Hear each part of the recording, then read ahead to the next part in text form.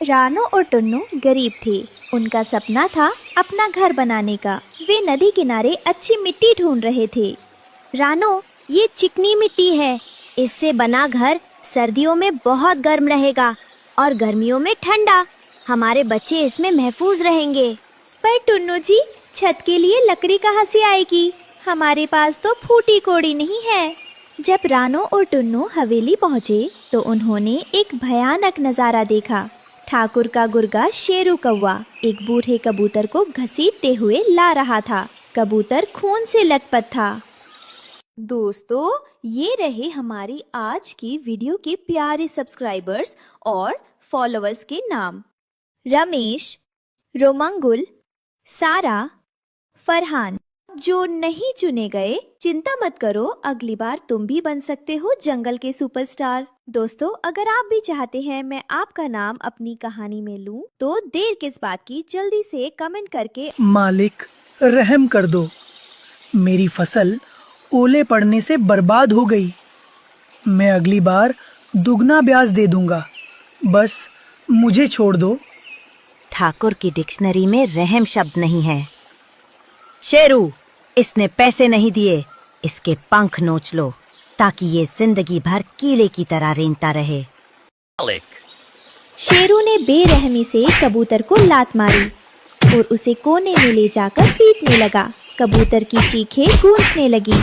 रानो, देख रही हो, यहाँ चूकने की सजा मौत से बदतर है। क्या हमें यहाँ से कर्जा लेना चाहिए? टुन्नू जी, डर तो मुझे भी लग रहा है, पर हमारे पास और कोई रास्ता भी तो नहीं है। छत के बिना बच्चे कैसे रहेंगे? फिर ठाकुर कालू ने टुन्नू की ओर देखा और बोला, पैसा मिल जाएगा टुन्नू, पर याद रखना, अगर अगली पूर्णिमा तक ब्याज नहीं चुकाया तो मैं तुम्हारे घर की छत उखाड़ ले जाऊंगा। जी मालिक, मैं दिन रात मेहनत करूंगा और आपका एक पैसा चुका दूंगा। टुन्नू और रानो ने मिलकर घर बनाना शुरू किया। वे बाल्टी में मिट्टी भरकर लाते और दीवारें बनाते। ये मेहनत और प्यार का घर था। हमारा घर कितना सुंदर लग रहा है टुन्नू जी। ये मिट्टी का है, पर मुझे ये महल से प्यारा है। घर बनकर तैयार हो गया। टुन्नू ने छत पर मजबूत लकड़ियाँ और पत्ते लगाए थे। बच्चे घर के अंदर खेल रहे थे। अब कोई आंधी, कोई बारिश तुम्हें नहीं डरा सकती। तुम्हारे पापा ने मजबूत घर बनाया है। किश्त चुकाने के लिए टुन्नू ने ओवरटाइम काम किया था। तेज आंधी में एक कांटा उसके सीने में चुभ गया था।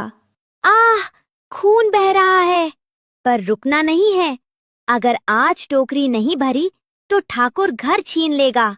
यही घाव बाद में उसकी जानलेवा बीमारी का कारण बना। पूर्णिमा आ गई थी, लेकिन टुन्नू बीमार पड़ गया था और काम नहीं कर पाया, इसलिए पैसे नहीं जुड़ सके। उधर आसमान में भारी बारिश के आसार थे। हे भगवान, आज ही बारिश होनी थी और आज ही ठाकुर की तारीख है। अगर उसने कुछ कर दिया तो? शाम होते ही ठाकुर कालू और उसका गुर्गा शेरू वहाँ आ धमके। हवा तेज चल रही थी। निकलो बाहर टुन्नू, सूरज डूब गया। मेरा पैसा कहाँ है? ठाकुर साहब, टुन्नू जी बीमार थे, बस 2 दिन की मोहलत दे दीजिए। बारिश आने वाली है, रहम कीजिए। ठाकुर ने कोई दया नहीं दिखाई। उसने शेरू को इशारा किया। खड़ खड़ खड़। शेरू छत की लकड़ियाँ उखाड़ने लगा। नहीं मालिक, छत मत लीजिए, ये मिट्टी का घर है। अगर बारिश सीधे दीवारों पर पड़ी तो घर पिघल जाएगा, मेरे बच्चे दब जाएंगे। तो मैं क्या करूं? मेरा पैसा नहीं तो तेरी छत नहीं। ठाकुर छत ले गया। तभी जोरदार बारिश शुरू हो गई। छप छप छप पानी की मोटी बूंदें सीधे घर के अंदर गिरने लगीं। हे भगवान, ये तूने क्या किया? ठाकुर तो सिर्फ लकड़ी ले गया, पर तू तो हमारी नींव ही ले रहा है। टुन्नू जी, देखिए, अगर ये पानी नहीं रुका तो हमारा घर हम सबकी कब्र बन जाएगा। जल्दी बच्चों को बचाओ। जब बारिश घर में भरने लगी, रानो उड़कर पड़ोसी बंटी कबूतर की खिड़की पर गई। अंदर रोशनी थी और सूखा था। काका, दरवाजा खोलो, मेरे बच्चे डूब रहे हैं। बस एक प्लास्टिक की पन्नी दे दो, मैं दीवार ढक दूंगी। भाग जा रानो, अगर मैंने ठाकुर के दुश्मन की मदद की तो वो मेरा पक्का घर भी तोड़ देगा। अपनी मुसीबत अपने पास रखो। पक्के घर वालों ने कच्चे घर वालों को मरने के लिए छोड़ दिया। बच्चे डर के मारे एक कोने में दुबक गए। रानो ने देखा कि पानी के कारण घर की मुख्य दीवार गलने लगी है और झुक रही है। टुन्नू जी, दीवार गिर रही है। अगर ये गिरी तो पूरा घर बच्चों पर आ गिरेगा। टुन्नू तुरंत बाहर भागा। उसने देखा दीवार बाहर की तरफ गिर रही है। उसने अपनी पीठ दीवार से लगा दी और अपने पैरों को कीचड़ में जमा लिया। मैं इसे गिरने नहीं दूंगा रानो। तुम बच्चों को संभालो। जब तक बारिश नहीं रुकती मैं यहाँ से नहीं हटूंगा। ये दीवार नहीं, मेरी जिम्मेदारी है। हे भगवान! पूरी रात बारिश होती रही।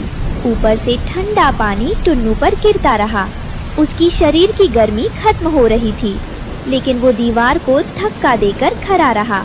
धीरे धीरे गीली मिट्टी उसके शरीर पर चिपकने लगी और वो खुद दीवार का हिस्सा बनने लगा। बस थोड़ी देर और टुन्नू, बच्चों को कुछ नहीं होना चाहिए। धीरे धीरे उसकी सांसें थम गई, पर शरीर नहीं हटा। सुबह बारिश रुकने के बाद रानो बाहर आई। घर बच गया था। दीवार खड़ी थी, लेकिन जब वो पीछे गई तो हाँ! चीख पड़ी। टुन्नू दीवार को थामे थामे वही जम गया था। उसका आधा शरीर कीचड़ और मिट्टी में धंस चुका था। वो अब इंसान नहीं, उस घर की सबसे मजबूत ईंट बन चुका था। लोग कहते हैं मिट्टी का घर कमजोर होता है। उन्हें क्या पता, इसमें एक पिता की जान मिली हो तो ये पत्थर से भी मजबूत हो जाता है। टुन्नू की मौत के बाद ठाकुर का मुनीम गिद्ध वहां मुआयना करने आया। उसने दीवार को मजबूत खड़ा देखा। वाह, क्या शानदार मिट्टी है। घर तो मजबूत है। रानो, अब ये घर जब्त किया जाता है। टुन्नू मर गया तो कर्जा कौन चुकाएगा? ले जाओ इस घर को, पर याद रखना इस दीवार के अंदर जब जब इस घर में सोओगे तुम्हें उसकी हड्डियों की खरखराहट सुनाई देगी। ये घर नहीं, कब्र है। ठाकुर कालू उस मिट्टी के घर पर कब्जा करके उसमें रहने चला गया। उसने टुन्नू की बनाई उस दीवार पर अपना नाम लिखवा दिया। वो रात को सुकून से सोने की कोशिश कर रहा था। तभी बाहर जोरदार गर्जना हुई। हल्की बारिश शुरू हुई, लेकिन अजीब बात ये थी कि पानी की बूंदें सिर्फ उसी दीवार पर गिर रही थी जहाँ टुन्नू ने अपनी जान दी थी। अचानक घर की दीवारों से रोने और कराहने की आवाजें आने लगी। ठाकुर डरकर उठ बैठा। शेरू, देखो बाहर कौन है। ये दीवार कांप क्यों रही है? जैसे ही ठाकुर ने उस दीवार को छुआ, उसे ऐसा लगा जैसे किसी ने उसका पंख पकड़ लिया हो। मिट्टी के अंदर से टुन्नू की ठंडी और भारी आवाज गूंजी। ठाकुर, तूने लकड़ी छीनी थी, घर नहीं। इस घर की मिट्टी में मेरा खून है और ये मिट्टी गद्दारों को पनाह नहीं देती। देखते ही देखते वो दीवार एक विशाल हाथ की तरह मुड़ी और उसने ठाकुर को अपनी आगोश में जकड़ लिया। जब जब इस घर में सोओगे, ठाकुर चिल्लाता रहा, लेकिन मिट्टी उसे अपने अंदर खींचती गई। सुबह जब पक्षी वहां से गुजरे तो उन्होंने देखा कि वो मिट्टी का घर पूरी तरह ढह चुका था। रानो अपने बच्चों के साथ दूर एक पेड़ की छांव में बैठी थी। उसने देखा कि उसी मलबे के बीच से एक नन्हा हरा पौधा फूट रहा। देखो बच्चों, तुम्हारे पापा आज भी हमें रास्ता दिखा रहे हैं। वो मिट्टी में मिलकर भी खत्म नहीं हुए, बल्कि उन्होंने उस जुल्म को ही दफन कर दिया जिसने हमारा घर छीना था। उस दिन के बाद उस जगह पर जो भी कोई जालिम पैर रखता, मिट्टी उसके बोझ से धंसने लगती। लोग कहने लगे कि ये केवल मिट्टी नहीं है, ये एक पिता का कवच है जो अपनी आखिरी सांस के बाद भी अपने परिवार की गरिमा की रक्षा कर रहा है। इस कहानी से हमें सीख मिलती है कि पिता वो नींव है जो परिवार को बचाने के लिए खुद को मिट्टी में मिला।